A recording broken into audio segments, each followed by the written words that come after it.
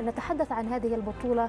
أرقام كبيرة في هذه البطولة، أعلى حضور جماهيري، وأيضا شاهدنا يعني رقم قياسي في عدد البطاقات الملونة في تاريخ البطولة ب 215 بطاقة، 210 منها بطاقات صفراء، ولربما اليوم يزيد العدد في مباريات نصف النهائي إسبانيا وفرنسا.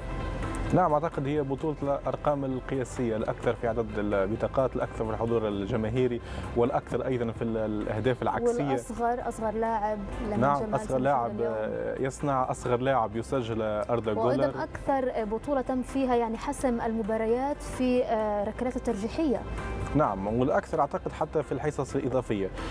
يعني هي بطولة الأرقام القياسية في كل شيء هنا في ألمانيا، لكن كمتعة كروية أعتقد أنها ليست الأفضل مقارنة بالنسخ الماضية. الأفضل من ناحية الأرقام فقط، لكن من ناحية المتعة الكروية وأيضا نوعا ما في التنظيم أعتقد أنها ليست البطولة الأفضل بالنسبة لألمانيا. ليش تعتقد هيك؟ لأنه لا توجد مباريات يعني ممتعة كرويا، حتى لو نعود للمنتخبات الموجودة في النصف النهائي باستثناء منتخب إسبانيا الذي قدم بطولة جيدة، بقية المنتخبات وصلت ربما، لا أقول أنه لا يوجد حظ في كرة القدم، لكن بأسلوب قديم. هناك انضباط تكتيكي وهناك دفاع كثير جدا. لا توجد تلك المتعة الكروية لهذه المنتخبات الثلاث، أتحدث عن إنجلترا، هولندا، وأيضا فرنسا. يعني منتخبات تلعب بأسلوب تكتيكي يعني قديم وقديم جدا. المنتخب الوحيد من الرباعي الموجود الذي يلعب كرة قدم حديثة هو المنتخب الإسباني.